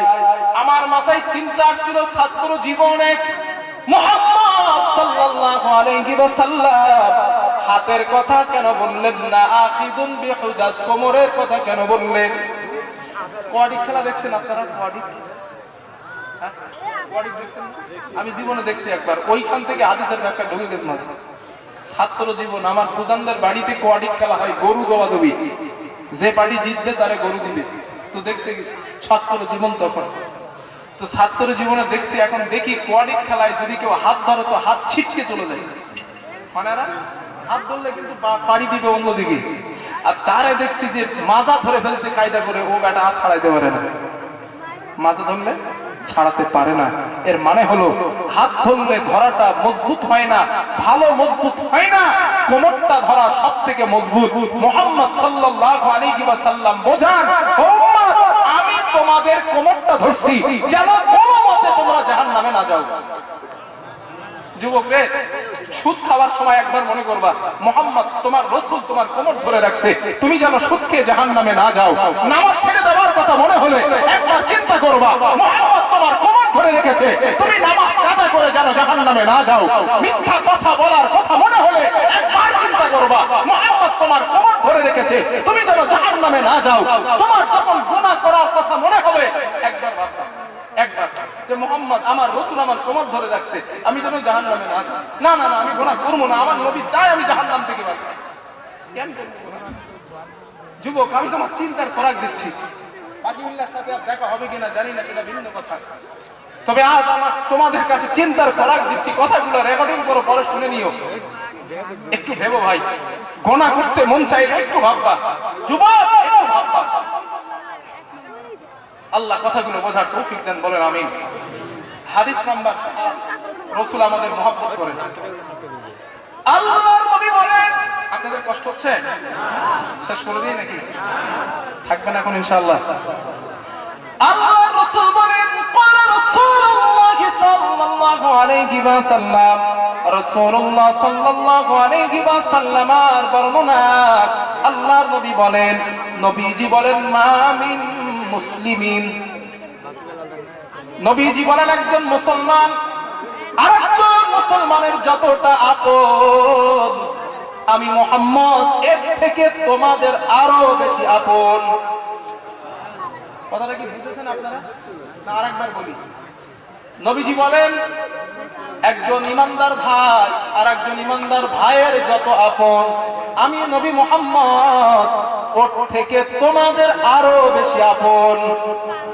রাসূল বলেন একজন বাবা আরেকজন সন্তানের যতটা আপন, আমি মুহাম্মদ এর থেকে তোমাদের আরো বেশি আপন। নবী এই কথা শুধু বলেন না, এবার ব্যাখ্যা শোনেন। আল্লাহর রাসূল বলেন, আমার সাহাবারা, মান তারাকা মালা, তোমাদের মধ্যে কেউ যদি সম্পদ রেখে মারা যায়, ফালইয়ারিসু আসাবাতুহু মান কানু ফিদ দুনিয়া, ওর রেখে যাবা আল আওলাদ যারা দুনিয়াতে আছে, জীবিত যারা আছে সন্তান সন্ততি, ওই সম্পদের ভাগ কিন্তু তারা নিবে। এইটাই তো মাসলা নাকি? এটা মাসলা তো হুজুর, আমি বাকি বিল্লাহ মারা যাব, আমার যত সম্পদ নিবে কারা? আমার রেখে যাওয়া সন্তান সন্ততি, এটাই তো মাসলা। রাসূল এটাই বলবেন, মান তারাকা মালা, তোমাদের মধ্যে কেউ যদি সম্পদ রেখে মারা যায়, ফালইয়ারিসু আসাবাতুহু মান কানু ফিদ দুনিয়া, ওর রেখে যাওয়া আল আওলাদ সন্তান সন্ততি যারা দুনিয়াতে থাকবে, ওই সম্পদের ভাগ ওরা নেবে। Very good. এবার শুনেন কি নবী পাইছে আমরা। আল্লাহর রাসূল বলেন, ওয়ামান তারাকা দাইনান, তোমাদের মধ্যে কেউ যদি ঋণ করে মারা যায়, ঋণ করে মারা গিয়েছে, ওই ঋণটা পরিশোধ করার মতো তার পরিবারে কেউ নাই। দুইটা ছোট্ট ছোট্ট সন্তান, 2 লক্ষ টাকা স্বামী ঋণ করে মারা গিয়েছে, ওই ঋণটা পরিশোধ করার মতো কেউ নাই। আল্লাহ রাসূল বলেন, আও দয়াআন, অথবা এমন পরিবার রেখে মারা গিয়েছে যেই পরিবারকে খাওয়ানোর মতো কেউ নাই, পরিবারকে দেখভাল করবে, খাওয়ানো দাওয়ানো দিবে, এমন কেউ দুনিয়াতে নাই। আল্লাহর রাসূল বলেন, এমন অভাবগ্রস্ত পরিবারকে ফালিয়াতিনি, আমি মুহাম্মদ আমার কাছে পাঠায়া দাও। আমার মাওলা, আজ থেকে আমি নবী মুহাম্মদ ওই অভাবগ্রস্ত পরিবারের অভিভাবক, আমি নবী মুহাম্মদ নিজেই হয়ে গেলাম। কি নেতা, কি আদর্শবান নেতা, যার ঠিক মতো খাওয়া হতো না, যার ঠিক মতো খাওয়ার যোগ্য না, পেটের উপরে মাসের পর মাস পাথর বেঁধেছেন, মাসের পর মাস উনুনে হাড়ি ওঠে নাই, সেই মানুষটা বলছেন, ফালিয়া তিনি আমার কাছে পাঠিয়ে দাও, আমার কাছে পাঠিয়ে দাও, যেভাবেই হোক আমি নবী মুহাম্মদ ওই অভাবগ্রস্ত পরিবারের খাবার আমি মুহাম্মদ জোগাড় করে দেব, আমার কাছে পাঠিয়ে দাও। কারণ আমি মুমিন, আমার মুমিন উম্মত আমার কাছে সবথেকে আপন। ওই আপন মানুষটা কষ্ট পাবে না খেয়ে, না আমি মুহাম্মদ সহ্য করতে পারবো। এই হচ্ছে ভালোবাসার রাসূল, এই হচ্ছে উম্মতের দরদ। কার পিছনে ঘোরো যুবক? কোন নেতার পিছনে ঘোরো তুমি? বলো আমাকে, কার পিছনে স্লোগান দাও? তুমি যার জন্য, যারে গদিতে চেয়ারে বসানোর জন্য জীবন দিলা, রক্ত ঝরালা, মার খেয়েছো, তুমি মার খাওয়ার পর গদিতে বসার পরে আর তোমার কোনো খবর নাই, আর তুমি তার পিছনে স্লোগান দাও। আরে স্লোগান যদি দিতেই হয়, ইজ্জত যদি রক্ষা করতেই হয়, সম্মান যদি বাঁচাতে হয়, বাঁচাও নবী মুহাম্মদ। কারণ সবথেকে ওই মানুষটা তোমারে ভালোবাসে, ওই মানুষটাই তোমার মহব্বত করতো। যদি ভাসতেই হয়, স্লোগান দিতেই হয়, তার পিছনে দাও, কারণ তিনি তোমার সবথেকে ভালোবাসতো। আরে এটা নবী, এটা রাখেন সাইডে, আগে আদর্শ নেতা হিসেবে মানেন, একজন আদর্শ নেতা হিসেবে মানেন, তার আদর্শ মানেন, তিনি যেটা বলে গেছেন ওইগুলো মানেন, তাহলে মুহাম্মদকে নেতা মানা হবে। আর এই নেতা মেনে কবরে যাবেন, ফেরেশতারা স্যালুট দিতে থাকবে শুধু। এই অরিজিনাল টিমের, অরিজিনাল দলের লোকে, অরিজিনাল দলের লোক ফেরেশতারা কবরে যাবার আগে স্যালুট দিবে। কথা বিশ্বাস হয় আপনাদের?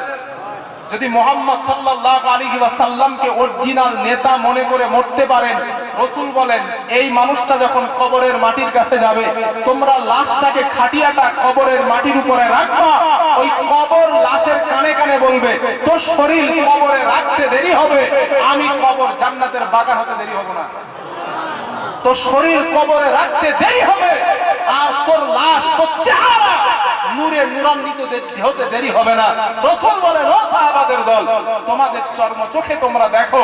না না, মানুষটারে শুধু শোভায়া দিস, শুধু শোভায়া দিস। নবী বলে না, ইমানদারের কবর জান্নাতের বাগান হয় শোভানোর সাথে সাথে। এই জন্য আজ থেকে সিদ্ধান্ত নেন, নেতা যদি মানতেই হয়, আদর্শ যদি মানতেই হয়, মুহাম্মদ সাল্লাল্লাহু আলাইহি ওয়াসাল্লামের আদর্শ মানবো। রাজি আছেন? রাজি আছেন ইনশাআল্লাহ? আল্লাহ কবুল করেন, বলেন আল্লাহুম্মা আমিন। আরো জোরে বলেন আল্লাহুম্মা আমিন। জিকির করেন সুবহানাল্লাহ ওয়ালহামদুলিল্লাহ।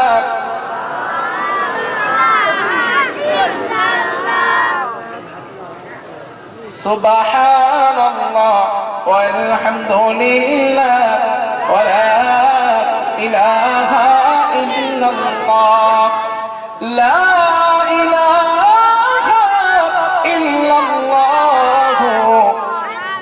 মুহাম্মাদুর রাসূলুল্লাহ সাল্লাল্লাহু। কেমন করে ঘুমাও তুমি, কেমন করে ঘুমাও তুমি, ফজর করে কাজা, এমন তো হতে পারে জোহরে জানাজা তোমার, এমন তো হতে পারে জোহরে জানাজা। কেমন করে ঘুমাও তুমি, কেমন করে ঘুমাও তুমি, ফজর করে কাজা, এমন তো হতে পারে জোহরে জানাজা তোমার, এমন তো হতে পারে জোহরে জানাজা। ঠিক কিনা বলেন? মুসলিম হয় না জন্ম নিলে মুসলমানের ঘরে, কাফের মুমিন তফাতটা হয় সালাতের উপরে, মানুষ সালাতের উপরে। মুসলিম হয় না জন্ম নিলে মুসলমানের ঘরে, কাফের মুমিন তফাতটা হয় সালাতের উপরে, মানুষ সালাতের উপরে। হে জীবনে নামাজ জানো, এই জীবনে সালাত জানো, হয় না তোমার কাজা, এমন তো হতে পারে জোহরে জানাজা তোমার, জোহরে জানাজা। কেমন করে ঘুমাও তুমি, ফজর করে কাজা, এমন তো হতে পারে জোহরে জানাজা, মানুষ জোহরে জানাজা। প্রিয় ভাই, রাসূলের উম্মতের ভালোবাসার হাদিস বলছি কয়টা মনে করে দেন। ওলামায়ে কেরাম মনে রাখছে 8টা বলছি। হাদিস নাম্বার 9, এই হাদিসটা কলিজা ভরে শোনেন। আমার জীবনের জানা রাসূলের দুঃখের সবথেকে এই হাদিসটা আমার কাছে 1 নম্বরে। রাসূলের জীবনের কষ্টের যত হাদিস, এর মধ্যে সবথেকে আমার কাছে 1 নম্বর, যেটা রাসূল সবথেকে বেশি কষ্ট পাইছেন, এই হাদিসটা বা শোনেন। কষ্ট হচ্ছে না তো আপনাদের? জি, সারা রাত মানুষ আবেগ। আমার আম্মা জান আয়েশা সিদ্দিকা রাদিয়াল্লাহু তাআলা আনহার বর্ণনা, খুব মন দিয়ে হাদিসটা এবার শুনেন, খুব কলিজা লাগানো এই হাদিসটা। আম্মা জান আয়েশা সিদ্দিকা রাদিয়াল্লাহু তাআলা আনহা তিনি বলেন, রাসূলুল্লাহ সাল্লাল্লাহু আলাইহি ওয়াসাল্লাম ওই দিন রাতের বেলা আমি আয়েশা আমার হুজরায় থাকার পালা, আল্লাহর নবী স্ত্রীদের হুজরায় পালা করে করে থাকতেন। ওই দিন রাত্রে আম্মা জান আয়েশা বলেন আমার কাছে থাকার পালা। রাতের বেলা আল্লাহর রাসূল শরীরের কিছু অংশ আমি দেখতে পেলাম। আমি নবীর অংশ, শরীরের অংশ দেখার পর আমি দেখলাম আল্লাহর নবীর গায়ে এমন বসন্ত হলে যেমন দাগ, এমন ছোট ছোট দাগ শরীরের কিছু কিছু জায়গায় লেগে আছে। আমি নবীকে জিজ্ঞাসা করলাম, ইয়া রাসূলুল্লাহ, ছোটবেলায় আপনার কি বসন্ত হয়েছিল? আল্লাহর নবী বলেন, আয়েশা কথাটা কেন বললা? আম্মা জান আয়েশা বলেন, ইয়া রাসূলুল্লাহ, আপনার গায়ে কিছু কিছু জায়গায় বসন্ত হওয়ার মতো দাগ। নবীজি বলেন, আয়েশা আমি নবী, আমার কখনো বসন্ত হয় নাই, আমার কখনো ঘাও হয় নাই। ও আয়েশা, এই দাগগুলা বসন্তের কোনো দাগ না, এই দাগগুলা ঘাড় কোনো দাগ না। আয়েশা বলেন, হুজুর এগুলা কিসের দাগ আপনি আমারে বলেন? আম্মা জান আয়েশা বলেন, ইয়া রাসূলুল্লাহ, আমাকে একটু বলে দেন। আল্লাহর নবী বলেন, আয়েশা আমি নবী যখন মক্কার মানুষের কাছে দ্বীনের দাওয়াত দিলাম, তারা আমার দাওয়াত নিল না, আমাকে তারা প্রহার করলো। ও আয়েশা, আমার পালক পুত্র যায়েদ, আমি যায়েদকে নিলাম। ও যায়েদ, চলো না একবার তায়েফের জমিনে যাই। ওই তায়েফের মানুষের কাছে গেলে হতে পারে তারা আমাকে নবী বলে মেনে নিবে, তারা আমার উপর ঈমান আনয়ন করবে। আল্লাহর নবী বলেন, আয়েশা আমি নবী যায়েদকে নিয়ে তায়েফের জমিনে গেলাম। মরুভূমির উপর পাড়ি দিয়া আমি রাসূল, আমার কাছে তেমন খাবার নাই, আমি ক্ষুধার্ত ছিলাম। ওই ক্ষুধার্ত অবস্থায় চলে গেলাম। আমি রাসূল যাবার পর আমি যখন গিরিপথ দিয়া তায়েফের মরুভূমিতে প্রবেশ করলাম, পাথরের উপরে, পাহাড়ের উপরে যুবক ছেলেগুলা, ছোট ছোট বাচ্চাগুলা দাঁড়ানো।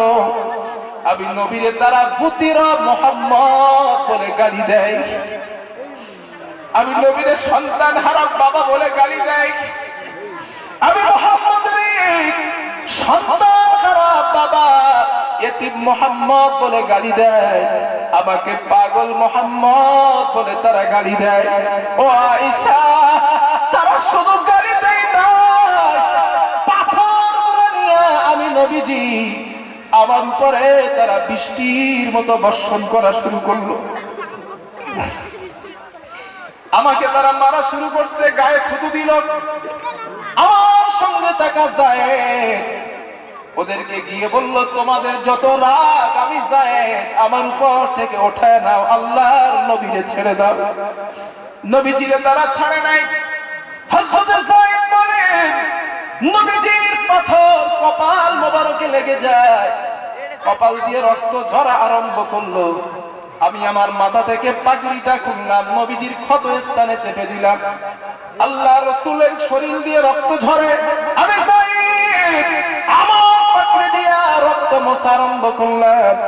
আবার নবীজি 3 দিনের ক্ষুধার্ত ছিলেন, 3 দিন খাওয়া ছিল না মানুষটা, ক্ষুধার্ত মানুষ।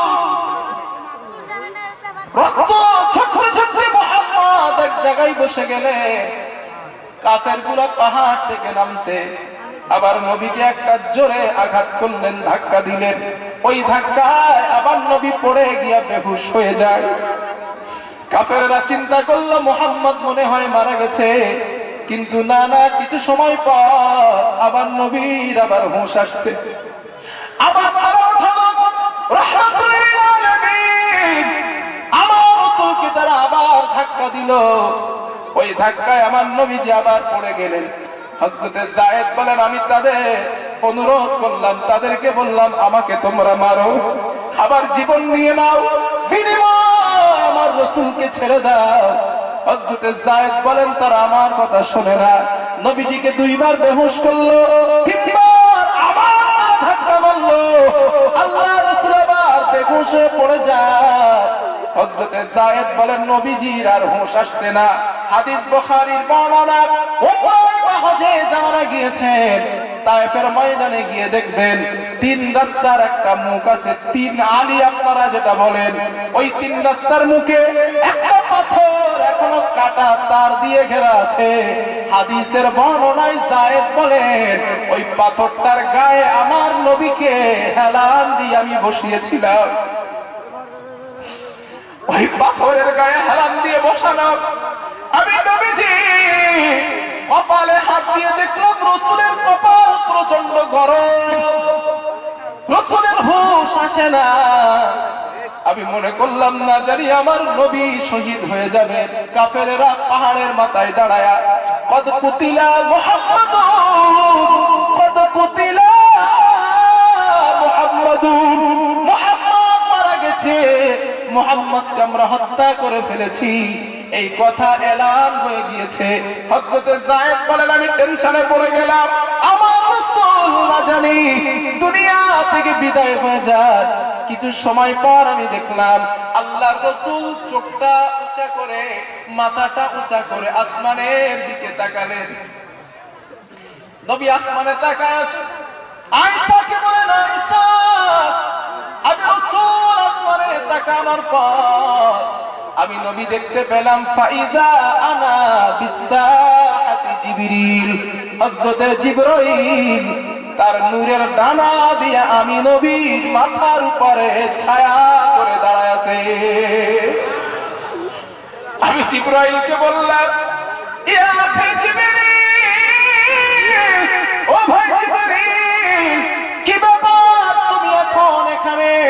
হযরতে জিবরাইল বলেন ইয়া রাসূলুল্লাহ ইন্নাল্লাহ قد بعث قول قومك لك وما ردوا إليك يا رسول الله, আপনার কওম আপনাকে যে কষ্ট দিয়েছে, মেরেছে, গালি দিয়েছে, আল্লাহ সবগুলা শুনেছেন, আল্লাহ সব দেখেছেন।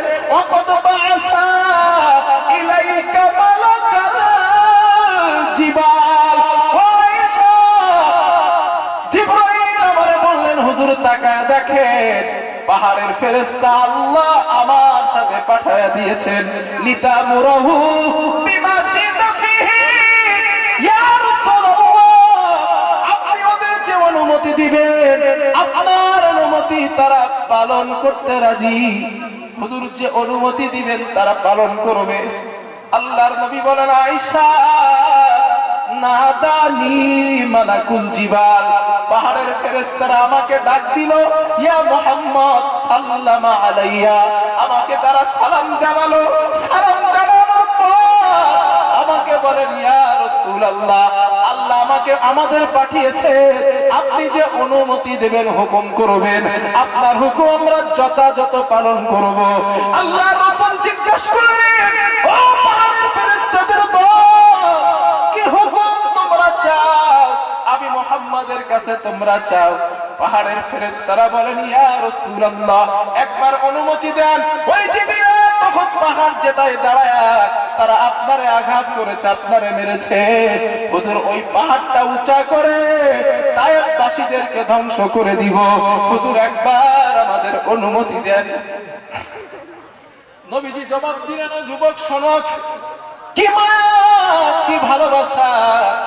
ওই মানুষটা জবাব দিলেন লা বাল আরজু আইয়ুখরিজাল্লাহু মিন আসলাবিহিম মান ইয়াবুদুল্লাহ ওয়াহদাহু লা ইউশরিকু বিহি শাইআ।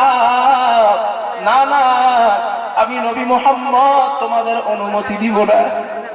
আমি যদি অনুমতি দিই, আমার অনুমতি পাওয়ার পর তোমরা যদি ওদেরকে পাথরটা চাপা দিয়ে মেরে ফেলো, আমি মুহাম্মদ কার কাছে পৌঁছাবো? লা ইলাহা ইল্লাল্লাহু মুহাম্মাদুর রাসূলুল্লাহ, আমি নবী এটা কার কাছে পৌঁছাবো?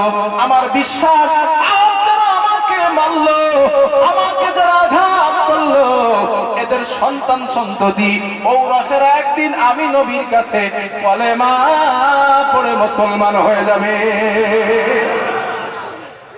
আমি অনুমতি দিব না, চলে যাও, আমি অনুমতি দিব না। জিবরাইলকে বলেন, জিবরিল আল্লাহরে গিয়ে বলো আমি নবী আমার কওমের ব্যাপারে আল্লাহর কাছে মাপ চাই। আল্লাহুম্মা গফিরলি কওমি ফাইন্নাহু লা ইয়ালামুন। ও আমার আল্লাহ, আমার কওম বোঝে না আমি তোমার রাসূল, না বুঝে তারা আমারে মেরেছে। আল্লাহ তুমি এদেরকে কষ্ট দিও না, এদেরকে আযাব দিও না, তুমি এদের মাফ করে দাও। এখন চিন্তা করেন, যারা মারলো, রক্তাক্ত বানায়া ফেললো, 3 বার বেহুশ করলো, তাদের জন্য দোয়া করেন, আল্লাহ এদেরকে আযাব দিও না, আল্লাহ এদের মাফ করে দাও, আল্লাহ তুমি এদেরকে হেদায়েত দিয়ে দাও। হযরত যায়েদ বলেন, তিনদিনের ক্ষুধার্ত রাসূল আমার বললেন, যায়েদ এখন কোন সময়? আমি বললাম হুজুর আসরে রক্ত যেন চলে যায়। হযরত যায়েদ বলেন, আমি রাসূল নবীজি উযু করলেন, উযু করার পর রাসূল আসরের নামাজ আদায় করলেন। নবীজি বসা, একজন যুবক ছেলে নবীর কাছে আসলেন। যুবকটাকে দূর থেকে রাসূল দেখতে পেলেন। যুবককে দেখে নবী বলেন, যুবক তোমার নাম কি আক্কাস? যুবক বলে, হ্যাঁ, কিন্তু আমি তো আপনারে বলি নাই আমার নাম আক্কাস। নবী বলেন, তোমার বাড়ি কি ইউনুস নবীর গ্রামে? যুবক বলে, এটা আপনি জানেন কেমনে?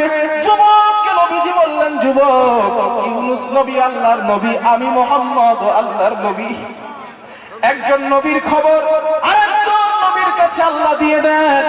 যুবক বললেন, আপনাকে দেখে মনে হয়। যুবক জিজ্ঞাসা করলেন, মাসমুক আপনার নাম কি? আল্লাহর নবী বলেন, ইসমি মুহাম্মদ ইবনে আব্দুল্লাহ, আমার নাম মুহাম্মদ, আমার বাবার নাম আব্দুল্লাহ। যুবক বলল, আপনারে কেন মারলো? নবী বললেন, আমি তাদেরকে বলেছি, ইন্নী রাসূলুল্লাহি ইলাইকুম জামিআ, আমি সবার জন্য আল্লাহর পক্ষ থেকে রাসূল। এই কথা বলার কারণে তারা মারছে। যুবক বললেন, হুজুর একটু অপেক্ষা করেন, ওই যে আঙ্গুর বাগান দেখা যায়, ওই বাগানটা আমার, আমি কিছু আঙ্গুর পেড়ে আপনার কাছে নিয়ে আসি। হাজী সাহেব যারা গেছেন, এখনো ওই আঙ্গুর বাগানটা কাটা বেড়া দিয়ে ঘেরা আছে, আছে না? ওই আঙ্গুর বাগানটা আক্কাস নামী এক যুবকের। ওই যুবক আঙ্গুর পারলেন, চিপা দিয়া আঙ্গুরের রস বার করলেন, পেয়ালায় দিলেন, নবীর কাছে দিলেন, নবীজি পান করলেন। আল্লাহ রাসূল পান করার পর তৃপ্তি ভরলেন, আর নবীজি দুঃখ পেয়ে বললেন, আল্লাহ ওই জাতির কিসমত কিভাবে ভালো হয়, সেই জাতি তার নবীরে মারতে মারতে রক্তাক্ত বানায়া ফেলছে। কিসমত কেমনে ভালো হয়? তবে রাসূল এরপরও বললেন, আল্লাহ এদের প্রতিশোধ নিতে চাই না, এদেরকে তুমি মাফ করে দাও।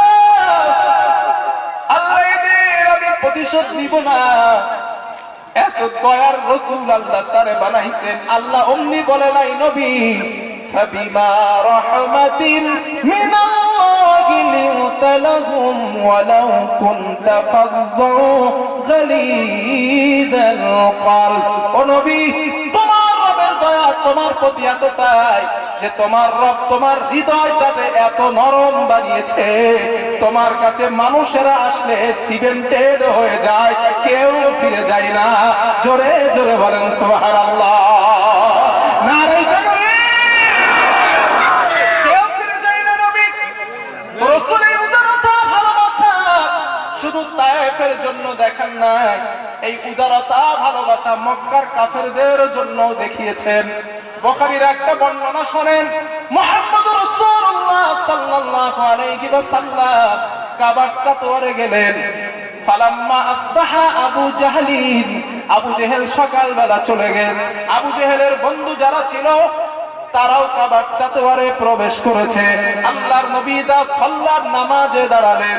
আবু জেহেল বন্ধুদেরকে লক্ষ্য করে বলল, আইয়ুকুম উজিউ, আমি যদি তোমাদেরকে একটা কাজ দেই, ওই কাজটা কি তোমরা কেউ করতে পারবা? জনগণ বলে, কি কাজ? আপনি আমাদেরকে বলে। আবু জেহেল বলল, শোনো, ফায়াদুহু আলা যহরি মুহাম্মদ ইদা সিজদা, মুহাম্মদ যখন সিজদায় যাবে উটের নাড়িভুড়িগুলো নিবা, উটের নাড়িভুড়িগুলো নিয়া মুহাম্মদের পিঠের উপরে চাপায়া দিবা। এই কাজটা তোমরা কে করতে পারবা বলো? হাদিসের মধ্যে রাউফিন শব্দটা আসছে, রক্ত গোবরটা আনবা। একজন পাপিষ্ঠ কাফির দাঁড়িয়ে যায়, হাদিসে তার নাম এসেছে উকুবা ইবনে আবি মুআইত। ওই উকুবা নামীয় কাফেরটা দাঁড়ায় গেছে, দাঁড়া বলেন হুজুর আমার দায়িত্ব দেন। আবু জেহেল বলে যাও, দায়িত্বটা কিন্তু সম্পূর্ণ করবা। আল্লাহর নবী ইদা সিজদা, যখন নবীজি সিজদায় গেলেন উঠে নাড়িভুড়ি রক্ত এবং গোবর দিলেন, রক্ত গোবরটা নিয়ে আল্লাহর রাসূলের পিঠ মোবারকের উপরে চাপায়া দেওয়া হয়। নবীর পিঠের উপরে চাপায়া দেয়, রাসূলের শরীর দিয়ে রক্ত গোবর গুলো গড়ায় যায়। আল্লাহর রাসূল আর সিজদা থেকে মাথা ওঠাতে পারে না। ওই কাফের গুলা নবীজির দৃশ্য দেখে ফায়াদাহাকু বাদুহুম লিবাদিন, একজন আরেকজন হাসাহাসি আরম্ভ করে দেয়। হাসতে হাসতে একজন আরেকজনের কাঁধের উপরে পড়ে যায়, একজন আরেকজন কাঁধের উপরে চলে যায়। রাহমাতুল লিল আলামিন নবীজির এই দৃশ্যটা দেখতে পেল আব্দুল্লাহ ইবনে মাসউদ রাদিয়াল্লাহু তাআলা। দূর থেকে দেখতে পেলেন আমার নবীকে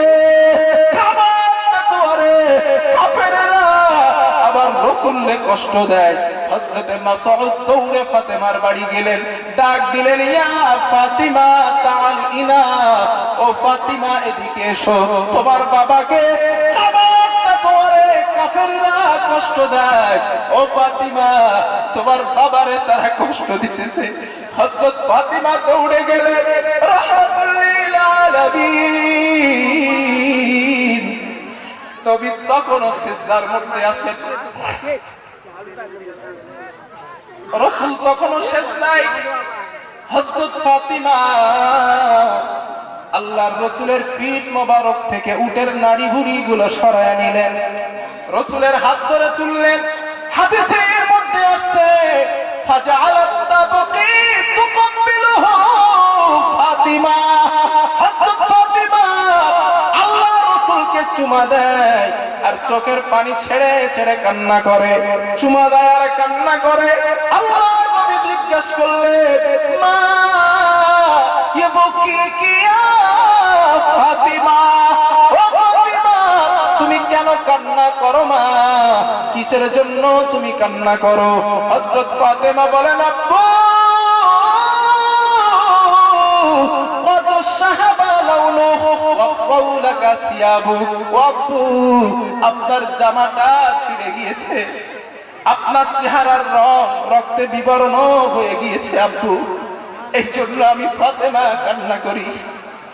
হযরত রাসূল ফাতিমার মাথায় হাত দিলেন, সান্ত্বনা দিলেন আর বললেন লা তাবকি ইয়া ফাতিমা, ও ফাতিমা তুমি কান্না করো না মা, ইন্নাল্লাহ ক্বাদ বাআসা আবাকি আমরিন, তোমার আব্বাকে আল্লাহ তাআলা এমন একটা ধর্ম দিয়ে পাঠিয়েছেন, গোটা পৃথিবীর বুকে এমন কোন ত্রিলতার বাড়ি থাকবে না, পাকা ইটের বাড়ি থাকবে না, কাঁচা ইটের বাড়ি থাকবে না, যেখানে ইসলাম নামীয় ধর্মটা আল্লাহ মানুষের বাড়িতে বাড়িতে পৌঁছে দিবে না।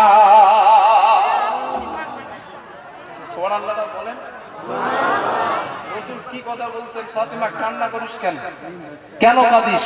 গোটা পৃথিবীতে ত্রিলতার বাড়ি, পাকা ইটের বাড়ি, কাঁচা ইটের বাড়ি থাকবে না, ইসলাম নামীয় ধর্মটা আল্লাহ মানুষের বাড়িতে বাড়িতে রন্ধনে রন্ধনে আল্লাহ পৌঁছে দিবে না। আর ওই দিন তোর বাবাকে গোটা পৃথিবীর বাদশা আল্লাহ বানায় দেবে। একটু অপেক্ষা কর, একটু অপেক্ষা কর, একটু অপেক্ষা কর, ওরা মারো তো, একটু অপেক্ষা কর। আর এটা মনে রাখেন গোটা পৃথিবী একদিন ওয়ার্ল্ড ইসলামের পতাকা উত্তীর্ণ হবে ইনশাআল্লাহ, গোটা পৃথিবীতে হবে। ওলামায়ে কেরাম ভাই বহুত আছেন এখানে, আমি ভুল বললে তারা আমাকে করুন। গোটা পৃথিবীতে ইসলামের পতাকা উত্তীর্ণ হবে। আর যারা জালিম বাদশা রাসূল নেমে ঈসা নবীর পায়ের কাছে ফেলবে, ওখানেই তাদের হত্যা করা হবে। রাসূল বলে গেছেন এটা হবে, এটা হবে। অপেক্ষা করেন সময়ের। তবে খামোখানা অনেক রক্তের বিনিময়, আমার যতটা গবেষণা, আমার যতটা চিন্তা, আমার যতটা ইলম আর জ্ঞান, সেই মাত্রা দিয়ে বলছি আমার ভারতবর্ষ সেই দিকে আগাচ্ছে। আমার ভারত ওই দিকেই আগাচ্ছে, খুব বেশি দেরি নেই। প্রয়োজন যদি হয় যুবক, স্ত্রী সন্তান ছেড়ে, বিবি সন্তান ছেড়ে, বাবা মা ছেড়ে, তাওহীদের জন্য, ইসলামের জন্য, কোরআনের জন্য যেতে প্রস্তুত আছেন ইনশাআল্লাহ। আল্লাহ কবুল করেন, আল্লাহ কবুল করেন। কারণ এই সময় আসবে অনেক অনেক অনেক রক্তের বিনিময় আল্লাহ ইসলাম কায়েম করবে, অনেক রক্তের বিনিময়। অপেক্ষা করুন, অপেক্ষা করুন। আর মুহাম্মদ সাল্লাল্লাহু আলাইহি ওয়াসাল্লাম এটাও বলে গেছেন হিন্দুস্তানে এক যুদ্ধ হবে, এক মালহামা হবে। ওই যুদ্ধে মালহামায় যারা শহীদ হবে এবং যারা অংশগ্রহণ করবে, কোন উম্মতকে আল্লাহ জাহান্নামে দেবেন না। সুবহানাল্লাহ। রাসূল বলে গেছেন এই যুদ্ধে যারা শামিল হবে, যে মুসলমানেরা, তারা কেউ আল্লাহ তাআলার জাহান্নামে যাবে না। আজ থেকে সিদ্ধান্ত নেন, অপেক্ষায় থাকেন কবে আসবে ওই দিন।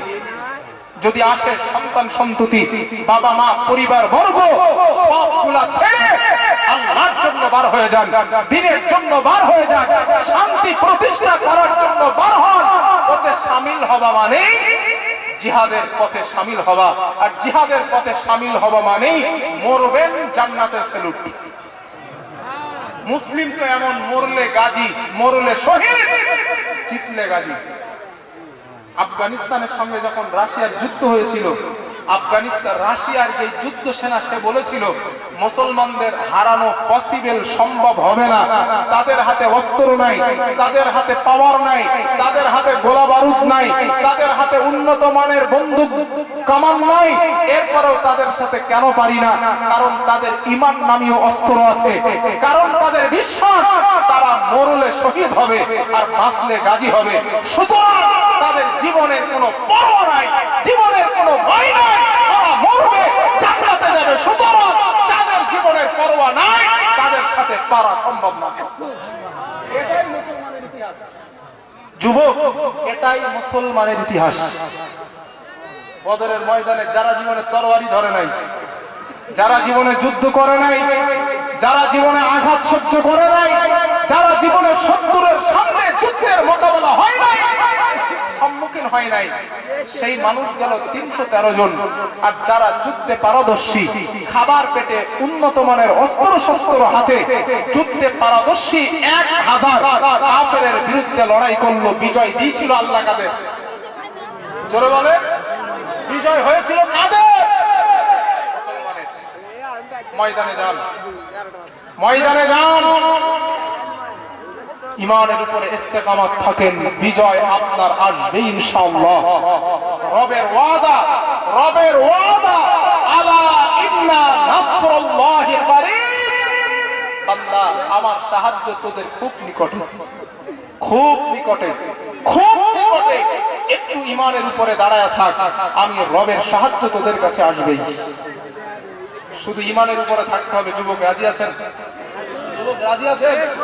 দেখি কে কে রাজি আছেন, হাত তোলেন তো দেখি। নারায়ে তাকবীর, নারায়ে তাকবীর। জিহাদের পথে যদি লাশ হয়ে যায়, দুহাই লাগি মাগো কেঁদো না। হাসরের মাঠে বলবে তুমি ঘেঁষে, আল্লাহ আমি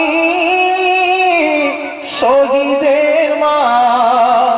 জিহাদের পথে যদি লাশ হয়ে যায়, দোহাই লাগি মাগো কেঁদো না।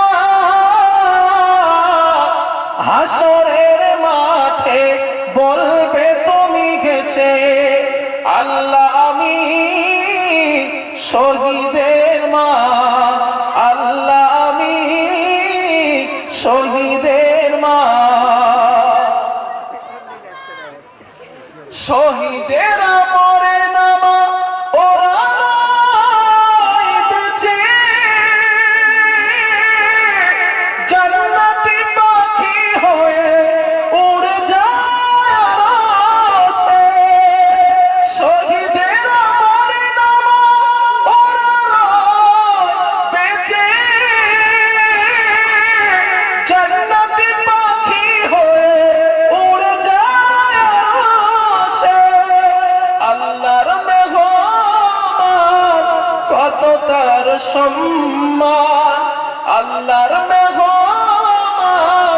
কত তার সম্মান, সবারই নসিবে তা কভু জোটে না। জিহাদের পথে যদি লাশ হয়ে যায়, দোহাই লাগি মাগো কেঁদো না। হাসরের মাঠে বলবে তুমি হেসে, আল্লাহ আমি শহীদের মা, আল্লাহ আমি শহীদের মা। বলেন আমিন। আরো জোরে বলেন আমিন। যদি প্রয়োজন হয় রক্ত দিবেন, যদি প্রয়োজন হয় সম্পদ দিবেন, যদি প্রয়োজন হয় পরিবার ছাড়ার মতো ছাড়বেন ইনশাআল্লাহ। আমিও আপনাদের সঙ্গে কথা এজন্য বলছি, কারণ আমার সারা জীবনের আশা আল্লাহর জন্য জীবন দেওয়া। এতটা মানুষ আছেন আমার সামনে, আল্লাহকে সাক্ষী রেখে বলছি, আমার সারা জীবনের চাওয়া আল্লাহুম্মা রযুকনি শাহাদাতান ফি সাবিলি। আমার সারা জীবনের চাওয়া, আমার সারা জীবনের দোয়া, রব তুমি দিছো জীবন, তোমার জন্য